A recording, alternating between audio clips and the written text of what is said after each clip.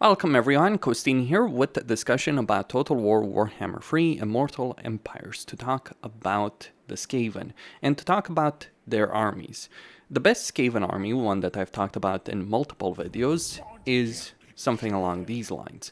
An army led by a master assassin with an assassin, various heroes, but chiefly an assassin, a chieftain, maybe an engineer if you can afford it, though you won't have enough engineers for all the armies you will have on the campaign map, most likely. A bunch of gutter runner slingers, preferably with poison, though not necessarily so, and then regular gutter runners, and then plague claw catapults. You can also add to this army some things like poison wind mortars or jezzails, if you so desire, bombardiers. But the heart of the army is made up of these gutter runners. Now, the principal advantage with these kind of units is that, one, they're quite fast, two, relatively durable in the actual battles, because although they have a low level of armor, they do have this 20% physical resistance. The regular gutter runners can fire while moving, and both of them do have Vanguard deployment. They also have the Snare Net ability. So with this kind of army, you can eliminate a lot of armies without taking a significant amount of damage from the melee units and even the cavalry units that the enemy will throw against you. On top of that, when it comes to dealing with ranged units, well, these units have stock, so you can sneak up on enemy positions. So if the enemy has artillery or range superiority, you can sneak up on them and do a significant amount of damage. The Master Assassin in this particular army also gives it a significant advantage because he has the Shuriken Jitsu, which gives them 10% missile strength, as well as the Concealment Bombs ability for Gutter Runners and Night Runners. So you would start out using Night Runners, then you would transition into Gutter Runners. The problem, however, with this kind of army is as follows. It is really bad in auto-resolve, primarily because of its armor. The auto-resolve doesn't care that the units wouldn't necessarily take a lot of damage in the actual battle because of the physical resistance. What auto-resolve takes a look at is armor and leadership, primarily. Those are the two most important stats. Experience counts and that as well, levels of your lords, all that kind of stuff does count. But the most important thing when it comes to the auto-resolve is with regards to armor. So while this army is certainly very effective, or a similar army to this is very effective and will win you the vast majority of the battles you would encounter on the campaign map, you're also likely going to have to fight the vast majority of the battles on the campaign map as well, in particular sieges.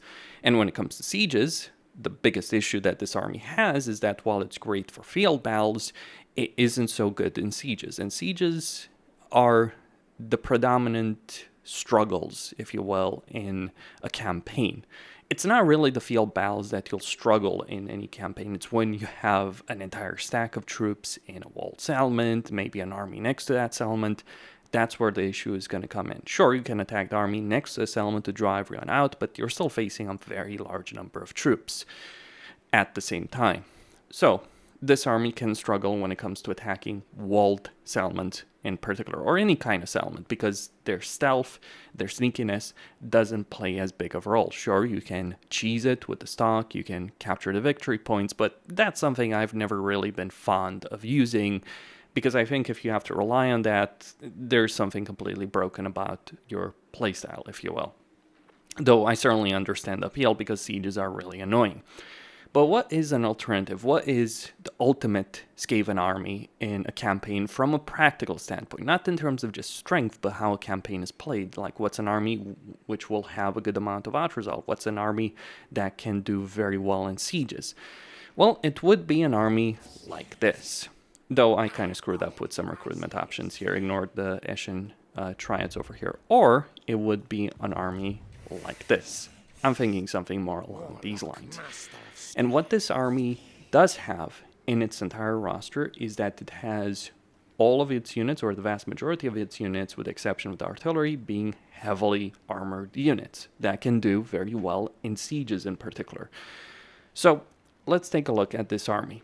Instead of using a Master Assassin, you're looking at using a Warlock Master. This works best with Ikit Claw, because of the benefits you can get from the lab, and I'll talk about those in a second, but it would work with any Skaven Legendary Lord. But if you're playing Ikit Claw, this is the kind of army you may want to go for. Or instead of going with the Gutter Runners or Night Runners, Gutter Runners, which you certainly should do if you're playing Snitch, especially, but instead of going those, you go Warlock Masters and you get Warlock Engineer for that major upkeep benefit in particular. That's what you're aiming for. And if you can get the Lord trait that further reduces that, even better. But primarily you're looking to reduce cost, but also have a very effective army. Now, if we look at the cost of this is almost 5,000, this is almost 5,000. So the cost is very similar. It comes down to effectiveness. You're not really necessarily going to save money, though this army is a bit cheaper than the other one. But looking at this army, and this is something, by the way, you can recruit pretty early on, because the units that you're recruiting, or the baseline units you're recruiting, can be recruited from any tier 2 settlement. The Warp Grinders and the Warp Fire Throwers. Those are the two mainline units you're looking to get. So instead of getting a hidden lair at tier 2, though keep in mind you're going to want to get those hidden lairs, you're going to want to get the Storm Vermin chain for the heroes.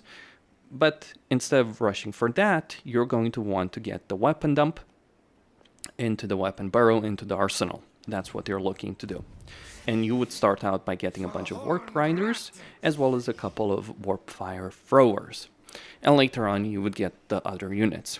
Now, what is the benefit of an army like this? Well, first off, you have some really tanky units. The Warp Grinders are the heart and soul of this army. Nothing else really is as important. And they're kind of there to be the essence of the army, and everything there is to support them. Now, here's the benefit of using Warp Grinders. One, they're heavily armored, so an army like this will do substantially better in terms of auto-resolve.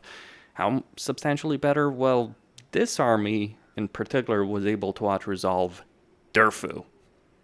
Think on that for a moment, and think on the insanity of that Durfu presents on a campaign.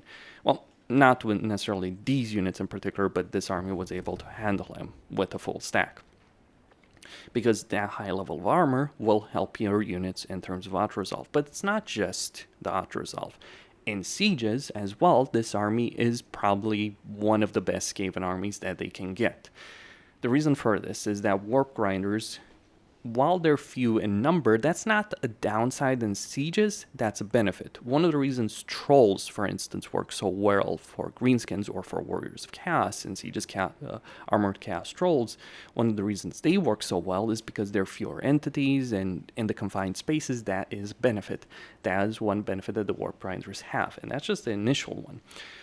On top of that, the Warp Grinders have the Wall Breaker ability, so you can obviously smash through the gates with them, but you can also smash through the walls with them. And by opening so many options in the enemy settlement, you give yourself more opportunities to attack the enemy from. Because what the enemy is going to do if you just break down a gate, for instance, which is typically what you would do in any siege, is they'll rush as many units or a reasonable number of units and keep you contained, and you'll take a significant amount of damage. The reason trolls work so well in sieges is because they can take that damage.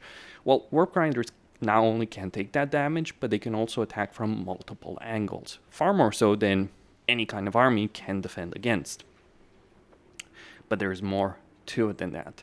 They also have two abilities. One particular ability, it causes damage to combatants in strong versus multiple combatants. So you're looking at doing AoE damage with the Warp Quake ability against enemies in a radius. So since enemies are going to blob up against any opening in the wall, this will make your Warp Grinders far more effective. And then there's the other units, because they all play a role in the siege. You don't necessarily need all of them. You can make do with some of them, like with Ikit Claw for a very, very, very long time. In this campaign, I didn't have any kind of artillery. I did get Plague Claws and I did get Poison Wind, but for most of the campaign with Ikit Claw, I was using Jezzails and Rattling Gunners and Warp Fire Throwers with Warp Grinders, and I didn't have any artillery for his army, and he did quite well, considering, well, where he has gotten so far in dealing with Rapans, fighting back and forth against, well, everyone around here in the south. Yeah, you know what makes Ikit Claw's campaign terrible. It's like you've got the entire empire coming for you. You've got the empire coming from the west, Albert coming from the west, and then you've got in your ideal terrain that you want to take is over here in the south. But beyond the warpfire throwers, what other units do you want? Well, you want a couple, not too many. The days of spamming rallying gunners and Jezzails are long over. That's because of the gunpowder effectiveness, but you do want at least a couple of these. The reason is that rallying gunners and Jezzails are also heavily armored units, and Jezzails in particular have a silver shield. These guys can snipe enemy lords, enemy artillery, potentially enemy units on the battlefield. Your warp riders are so few in number that you don't encounter the same kind of issues that you would traditionally with most infantry, like in choke points or on open field battles. And then you have the rallying gunners also being able to take advantage of your low numbers. Now keep in mind, you do have a low number of units, low number of unit models specifically, so you can be overwhelmed by sheer numbers. That's one of the main issues of this army. That the warp grinders, while great in siege, their low numbers leave you open to flanking maneuvers in a field battle, and they're not quite as durable as you might think in a field battle. Great in siege, where the settlement layout, the choke points, the walls, all that offer protection from range units, artillery, and magic, but not so great in terms of a field battle. But in terms of siege, they are fantastic. And because you're opening so many avenues of attack, this means that your Jezzails have more opportunities to attack. Like, you can create openings in the walls that your Jezzails, your rallying gunners, and your flamethrowers, your warp fire throwers, can utilize. And that's the goal of this army. You open paths. Some of them are going to be taken by the warp grinders, or the warp grinders will go through them or ignore those openings, and you use those openings for your Jezzails, rallying gunners, and warpfire throwers to rain down death and destruction. And plague claws are just because, well, they're great against walls, towers, well, not necessarily so great against buildable towers, but against wall towers, and they're great in field battles. And you don't need all of this. I would say that warp grinders are a must, Jezzails are pretty useful, but everything else is optional. One particular unit type that is, however, fantastic, and I would certainly take them even over Plague Claws, would be the Poison Wind Mortars, or a combination of Poison Wind Mortars and Bombardiers. Both of them do a significant amount of damage, both of them are very durable units, and you can do a great deal with them. Now over here, for whatever reason, I misclicked and recruited two Ashen Triads. Don't do that, they're not so great. They have their uses, but yeah, they're not as good as Warp Grinders in a campaign. And this army will handle itself exceptionally well in sieges. In fact, generally speaking, the attacker has an advantage in sieges, but Skaven have this problem with the Gut Runner army that it just is not, like, you have a lot of numbers, you have units that are skirmisher units, they're not going to win a siege battle, which is just about brute forcing it through the streets.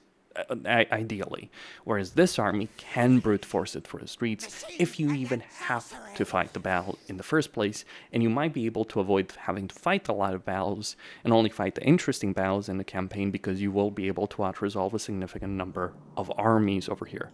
Like, the ratio of battles that you can out-resolve and get away with them with minimal casualties is far higher with the Warp Grinder army as opposed to the Gutter Runner army. And that is how you make it work. Now, for Ikit Claw, why is Ikit Claw the best with this kind of playstyle? Well, the reason comes down to the Forbidden Workshop. So in the Forbidden Workshop, you have a bunch of benefits, but crucially, what's most important is this. You can upgrade, and remember to scroll down here. It's something that I ignored for a very long time, but you can scroll down here. And what's really important is you can get 30 melee attack for all Warp Grinder units faction-wide. You can get 40% damage resistance to allies in range. This is important in a siege in particular, because as their HP drops, they'll buff the units around them. So you can really help out a lot of units nearby, giving yourself 40% damage resistance once their HP drops to 50%. And then they can get expendable and regeneration, which is also very useful for Skaven. So even though these guys can take a lot, these guys may not be the most durable, they will survive far longer in a fight than you might think, because they get that regeneration, they get that damage resistance, and then there's other upgrades as well. Armor for warp fire throwers, for instance, missile strength for them, or increased range and anti-large for warp fire throwers. Not necessarily as important, but still very useful. And of course, the upgrades for Jezzails, Railing Gunners, Poison Wind Mortars, Globadiers, and Bombardiers. That is why Ikit Claw is the best with this particular playstyle. Because now, and he also has a landmark over here that allows you to recruit these units from tier 3. Like Jezzails, being able to recruit Jezzails, Railing Gunners, and Warp Fire Throwers from tier 3 is pretty significant. Although you'll get them from tier 2 with the weapons dump. But then there's also another landmark over here that Belegar controls, which reduces upkeep and gives you a +3 recruit rank for those units. Like these units right here, this is a new army, for instance. This army has not fought a single battle in the campaign, and yet you look at the level of veterancy on these units, like gold ranked Jezzails, gold ranked Poison Wind Mortars. This could fight an endgame army, and while it may not win so easily, it could still hold its own. It wouldn't necessarily win because of the hero and lord rank, but the units themselves are very, very solid, and that is what is important. And this is how you can make a Skaven army work very well for sieges to reduce the tedium of a Skaven campaign. The power is still there with the gutter runners, to be clear, and I think a combination of those kind of armies would probably be the best in the campaign. But for Ikit Claw, like building your first army like this would give you a great deal of power on the campaign. Costin signing out. Don't forget to subscribe, like, and enable notifications, and stay tuned for more.